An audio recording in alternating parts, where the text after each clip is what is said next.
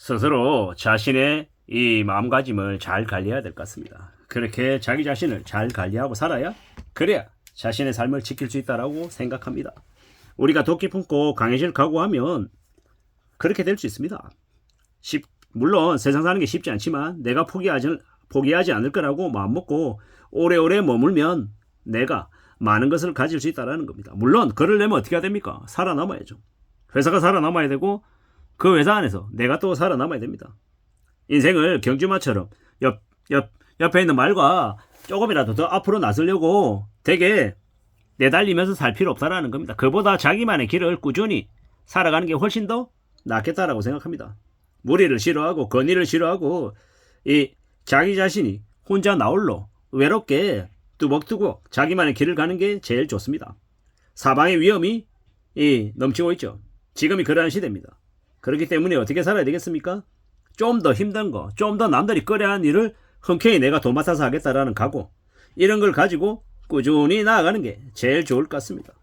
우리가 살아가며 맞이하는 세상은 참 힘듭니다. 그런데 이런 힘든 현실을 그래도 안정적으로 살려면 어떻게 해야 됩니까? 통장에 잔고가 있으면 버틸 수 있습니다. 만약에 통장에 빚이 몇 억이 있으면요, 되게 힘들게 살죠. 빚이 2억 있는 사람은요, 빚이 2억이나 빚이 2억 5천이나 별 차이 없다고 생각합니다. 그래서 되려 더 있잖아요. 비싼 차 사고 최신 노트북 사고 해외여행 다니고 비싼 명품 옷 입고 먹는 거 비싼 데 가서 사 먹고 사치 다 부리면서 막 삽니다. 술 마시는 거 좋아하고요. 되게 호탕하죠. 되게 사람들한테 인심 좋다는 얘기도 듣고 되게 멋있다는 얘기들도 많이 듣습니다. 근데 그렇게 남이 하는 거 다 따라하고 SNS하고 담배 피고 술 마시고 타투하고 명품 지갑에 명품 가방에 커피도 비싼 커피 다 마시고 다니면요, 어떻게 됩니까? 나중에 돌아서 보면 인생 다 망가져 있습니다. 그렇게 살다가 나중에 노년에 여유로운 삶을 산다? 웃기는 소리 하지 말라는 겁니다. 우리가 살아가는 건요, 목숨을 건 싸움입니다. 근데 항상 까불어대고 썸썸이 그냥 해프게 하고 다니면요, 인생이요, 그냥 개판되는 거죠. 삶이 너무 안락스럽고 만족스러우면 절실함이 없어진다라는 거죠. 물론 그 절실함을 매번 가질 수는 없습니다. 매번 절실하게 살고 매번 긴장하고 살면 우리의 심장이 과열이 되거나 터질 수 있죠. 그렇기 때문에 우리는 절박함, 절실함이 있어야 되지만 그걸 항상 가지면, 항상 내보이면 안 되고 가끔씩 가지고 있다가 평상시 때는요, 그 간절함을 대신할 무언가가 있어야 되죠. 그게 뭡니까? 습관이죠. 우리가 살아가다 보면 헛수고라는 게 없습니다. 티가 안 날 뿐인 거죠. 근데 그 헛수고를 많이 해야 된다고 저는 생각합니다. 시행착오를 많이 겪어야 내가 가는 이 길이 정말 괜찮은지 아닌지를 알 수 있다는 겁니다. 저는 제가 이 영상에서 직장을 오래 다녀야 된다, 가늘고 길게 버텨야 된다는 얘기를 많이 합니다. 왜 그런 얘기를 많이 하겠습니까? 저도 직장을 여러 차례 옮겨보고 지금 회사에 머무르고 있는데 다녀보니 직장이 크게 다르지 않더라는 겁니다. 그리고 어느 직장이든 간에 오래오래 살아남고 견디고 버틴 사람들이 나중에 자리 다 차지하고 역할을 다 하더라고요. 그런 걸 보면서 지나고 난 다음에 이제서야 이제 아는 거죠. 어느 직장이든 그곳에 오래 머물면서 최대한 어떻게 흘러가는지 돌아가는 분위기 파악하고 역량도 기르고, 그래서 내가 그 잘 아는 분야에서 내가 좀 더 자리매김을 하는 게 훨씬 더 좋더라는 겁니다. 물론 순식간에 그렇게 되지 않죠. 차근차근 나의 역량이나 내 재능도 키워가야 되고 이 관계도 차근차근 만들어가야 되죠. 누가 그런 얘기를 하더라고요. 내 자신을 망치는 건 내 자신이다라고. 그리고 내 자신을 지키는 것 또한 내 자신이라고. 내가 더 나은 자세로 지나고 또 감사할 줄 알면 어떻게 됩니까? 성장할 수 있다라는 거죠. 우리가 실패로 여기지 않고 일시적인 풍파로 여기지 않고 그 실패를 통해서 반전할 수 있는 계기가 된다라고 생각하면 어떻게 되겠습니까? 직면한 상황을 피하지 않고 굳건한 마음으로 오롯이 받아들이고 느끼면요, 세상의 이치를 깨달을 수 있다고 하죠. 훨씬 더 나아진다라고 얘기합니다. 우리가 고스톱 칠 때 있잖아요. 옆 사람이 어떻게 하는지 보고 내가 3점이 나고 상대방도 곧 3점이 날 것 같으면 어떻게 해야 됩니까? 스탑해야죠. 또한 상대가 3점이 날 가능성이 낮으면 또 과감하게 고를 외쳐야 되고요. 이게 뭘 얘기하는 거냐? 주변 상황을 돌아보며 좋은 기회가 올 때는 위험을 감수하고 기회를 잡아야 되는 거고, 내가 욕심을 부려야 될 시기가 아니다라고 생각하면 그쯤에서 그만해야 된다라는 거죠. 물론 우리가 욕심이나 욕망을 줄여야 된다라고 항상 얘기합니다. 한데 모든 욕심과 욕망이 나쁜 건 아니죠. 반드시 지켜야 할 욕심 욕망도 있습니다. 그건 뭡니까?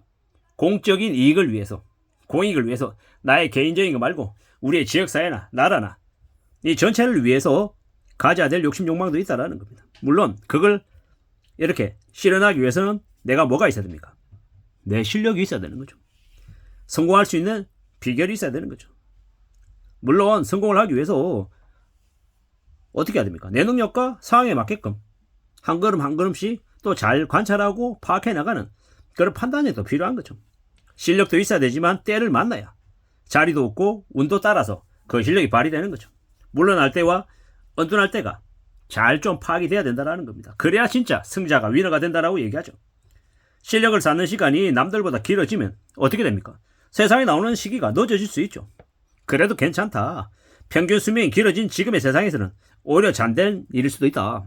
비록 내가 남들보다 이 시장에 나오는 건 비록 늦었지만 더 많은 준비와 더 많은 단련을 통해서 나와서 세상에 좀 더 잘 인정받을지도 모른다라는 겁니다. 그렇기 때문에 너무 서두르거나 조급해하지 말자. 50 넘어서도 두각 내는 사람이 많다라고 하죠. 그 뭡니까? 그 리암 닐슨 그 액션 영화에 많이 나오는 사람 있잖아요. 그것도 50 중반이 넘어서 인기를 끌었다고 하더라고요. 그런 거 보면 강태공도 뭡니까? 60이 넘어서 이제 자신의 뜻을 펼쳤잖아요. 이런 것처럼 50이든 60이든 그 나이에 개의치 않고 우직한 자세로 묵묵히 자신의 실력을 쌓고 아직 오지 않은 때를 기다리면 어떻게 되겠습니까? 괜찮아진다라는 겁니다. 나이 때문에 늦었다, 좋은 시절 다 갔다라는 말은 이제는 변명이라고 얘기합니다. 왜냐? 100세 시대, 120세 시대이기 때문이죠. 강자일수록, 강자가 되려고 하는 사람일수록 몸가짐을 바르게 하고 더 낮은 자세로 인내하고 기다리고 나의 때를 살핀다라고 하면 얼마나 좋겠냐라는 겁니다. 우리가 강한 힘을 가지려면 고난도 넘어서야 되고 더 큰 목표를 향해 더 많은 공부도 필요하다라는 겁니다. 그렇게 해서 나 자신을 무서운 존재로 만들면 되겠다. 뛰어난 능력을 가진 존재로 만들면 되겠다라고 생각합니다. 이 얘기가 뭐냐? 대기만성형 인간이 되자라는 겁니다. 늦어도 괜찮다고 이야기하는 거고요. 내 능력과 상황에 맞는 그 때를 맞이하기 위해서 운도 잘 따라줘야 되고 또 기다릴 줄 알아야 되고 이러한 것들이 잘 좀 융합이 되어서 좀 좋은 결과를 만들었으면 좋겠다라고 생각합니다. 그런 마음으로 살아가면 얼마나 좋을까. 너무 서두르거나 조급해하지 않고 나의 시기, 나의 속도에 맞춰서 차근차근 움직이면 나의 정상에 도달할 수도 있겠다라는 이야기를 하고 싶은 겁니다. 그렇게 생각하고 그렇게 마음먹고 저 또한 오늘 하루도 내일도 이번 달도 내년도 감사하며 살아가려 합니다. 이상입니다.